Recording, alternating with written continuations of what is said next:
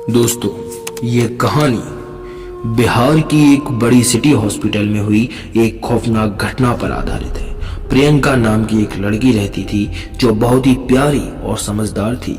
वह मेडिकल की पढ़ाई कंप्लीट करने के बाद उसे एक सिटी हॉस्पिटल में जॉब मिल जाती है। वह पहली बार जॉब के लिए कार में अपनी मम्मी के साथ जा रही होती है। उसकी मम्मी बहुत घबराई हुई होती है। माँ को घबराया हुआ देख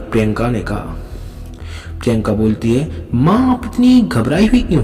आपको तो आज खुश होना चाहिए क्योंकि आपकी बेटी आज पहली बार जॉब करने जा रही है। तो उसकी माँ बोलती है, ये बात सही है बेटी, पर जिस हॉस्पिटल में तू जॉब करने जा रही है वह सही नहीं है। तूने सुना है ना उसके बाद तीसरे फ्लोर के बारे में? प्रियंका बोलती है, क्या मम्मी, आप भी ऐसा कुछ नहीं होता।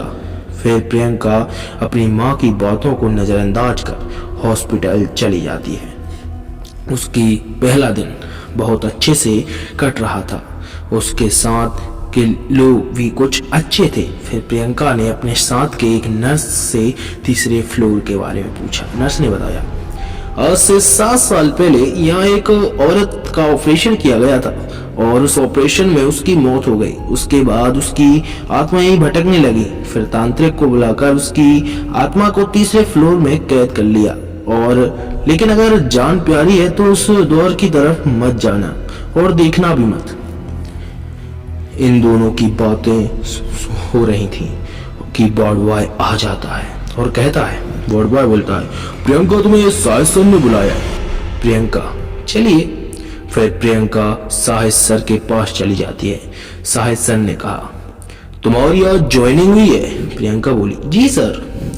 साहिद ने कहा, मैं तुम्हें एक दवाई की लिस्ट दे रहा हूँ, ऊपर जाकर स्टोर से ये दवाइयाँ लेकर आओ, पर इंजेक्शन काफी महंगे हैं।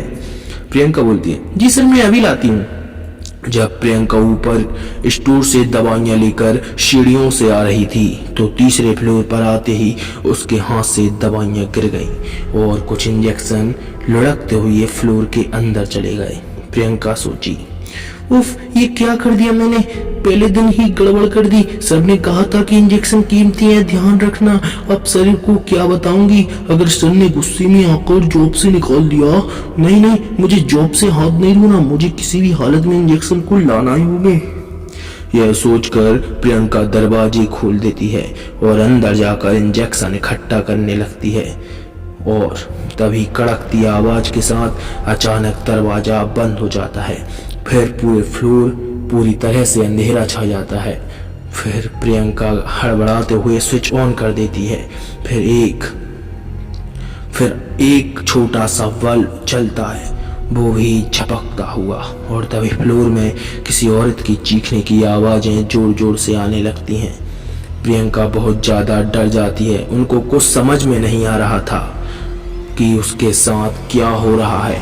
फिर कुछ देर बाद फिर से चीखने की आवाज सुनाई देती है।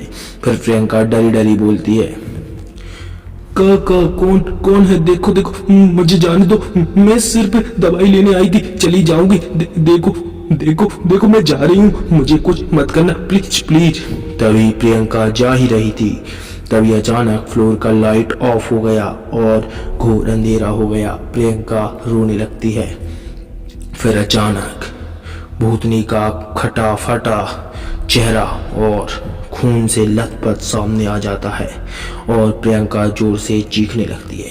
भूतनी बोली, बदला लेने में मदद चाहिए, क्या तुम मेरी मदद करोगी?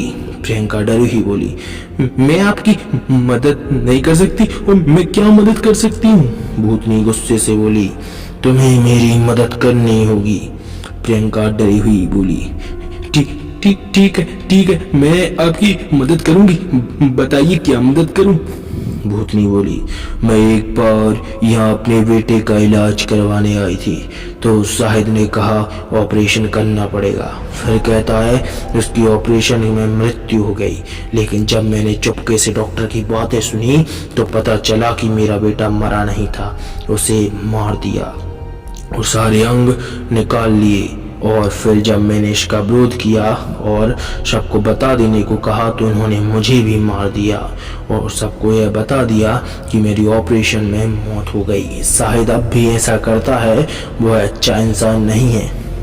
प्रियंका बोली, जो तुम कह रही हो यदि वो सही है तो मैं हर हाल में तुम्हारी मदद करूंगी। फिर एक दिन प्रियंका ने अपने दोस्त को पेशेंट बनाकर शाहिद के पास भेज देती है। शाहिद उसको ऑपरेशन कराने को कहता है। अगले दिन जब शाहिद ऑपरेशन शुरू करने की ही वाला ही था कि तभी पुलिस ने आकर रंगे हाथ पकड़ लिया और लंबी सजा के लिए जेल में डाल दिया। शाहिद को सलाखों में देख भूतनी ने प्रियंका को थैंक्स कहा और तुरंत अस्पताल को छोड़ दिया और आसमान में उड़ गई। उसके बाद तीसरे फ्लोर को फिर से खोल लिया। अब वह जाने से कोई नहीं डर रहा था। तो एक कहानी आपको कैसी लगी?